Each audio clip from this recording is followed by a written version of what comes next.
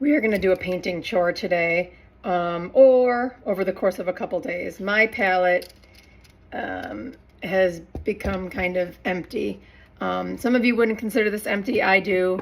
I don't like when it touches the bottom here and I can't rub it around a lot. So I have a lot of work to do and I've been putting it off, but I'm at a point where I'm just feel like I'm almost damaging my brushes by digging around so hard. So let's fill my half pans together. One of the things that's going to help me is I have a guide here where I cut out lots of pieces and labeled all my paints here, so I know exactly, like, this is coral reef, this is organic vermilion, and so on. So I'm not kind of guessing. And this is kind of how I've had this for the last couple years, and I really like where all the placement is. So let's get going. I'm gonna start over on this side with my yellows, and I organize all my colors in my little boxes. So I'll bring up my yellow box and we will start with cadmium yellow hue, Hansa light yellow, and Hansa yellow medium, nickel azo yellow, yellow ochre, quin gold. Let's do it.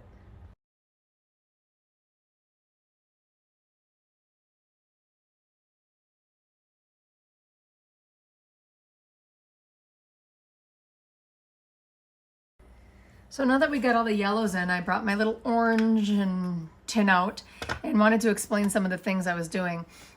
When my tubes of paint get pretty low, I want to make sure I get every last ounce out of them. So I bought this little tube squeezer. It works really great. It gets most of it out. And then you can use every little bit.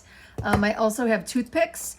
At the end, you will see me go like this. I like to tamp everything down, but I also, for most of these paints, will want to stir it out.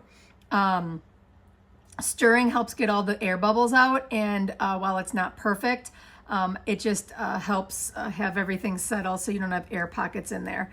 Some people choose to fill their paint pans like by half and then let it dry, and then another half, or even a third, a third, a third. I'm not doing that here just because I'm an impatient person. So I do the stirring and the tapping down, and that seems to work good for me. So on with the oranges.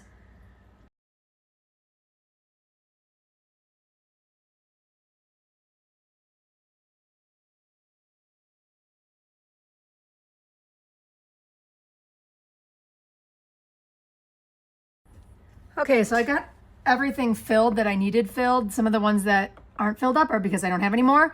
And then you'll notice I took a couple out that either are at the end and I'm not going to use anymore. And I also added a couple. So all I need to do now is label these. I'm going to take all these out, reorganize these, and then I will have a new palette guide. Once all these are dried, I am going to take them all out and wash this pan up. As you can see, when I was pulling some up, there's a lot of paint that gets in between, but you know, you can only do one thing at a time. I didn't want to take them all out before they were all filled. So I just want to do one thing at a time. There's lots of ways to fill your palette. This is my way. It's incredibly messy, as you can tell.